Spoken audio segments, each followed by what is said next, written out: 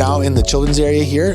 This is about 10,000 square feet of children's space. We have a lot of imaginative play opportunities here. We have a train which kids can climb on and play with. We have a playhouse where they can go and play dress up. It can be a library, it can be a bank, it can be a ticket booth, it can be pretty much anything the kids want it to be.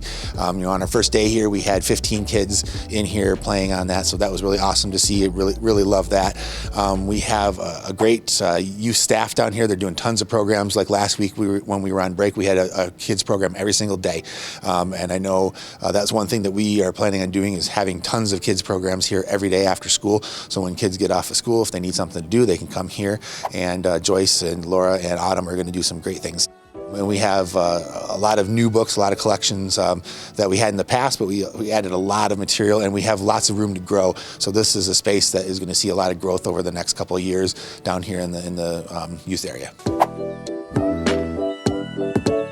So this is our tech lab. So the tech lab basically is going to be our pushing the envelope room. So everything that's new technology that comes out, we're going to be putting in here. So as you see, we have our 3D printer here, one of our 4D 3D printers. We have two resin ones and two filament 3D printers. So that's going to be nice. We can do lots of things, printing like prototypes and stuff for people who want to get into business on their own. It can do things like miniatures for games. It can do pretty much anything. It can make articulated parts.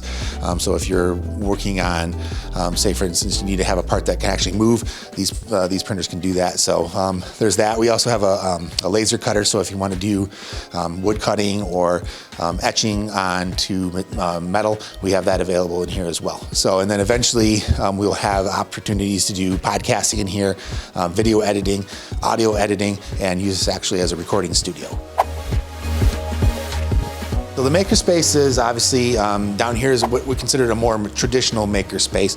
So here we are going to do all of our hands-on tool programs. So we're teaching things like how to repair a hole in drywall, how to winterize your lawnmower, things of that nature will take place here. We'll also eventually have a tool lending library down here, so people can come and check out different kinds of hand tools, or hopefully eventually power tools. We want to do something like that, and we'll have lots of classes down here as well, that not only just like those more technical ones, but we'll also do things like clay work down here. We'll do things, art, nature will come into this room.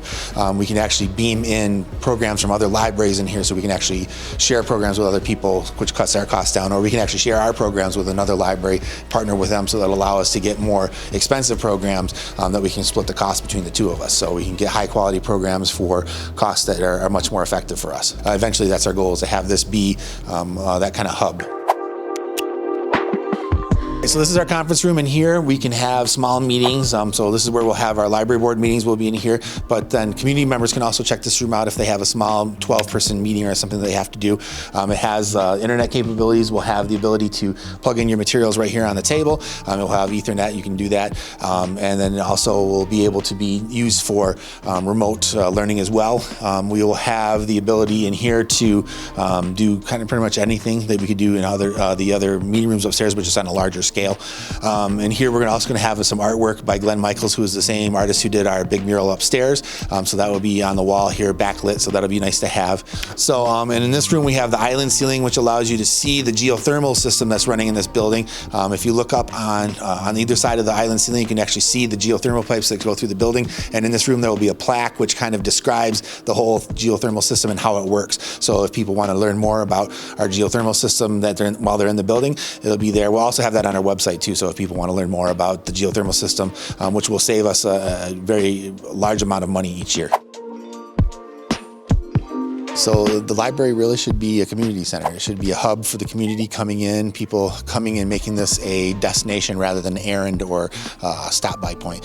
People coming in, hanging out here all day, doing a program, and then doing research in the local history lab, or going in using our computers for work or for entertainment.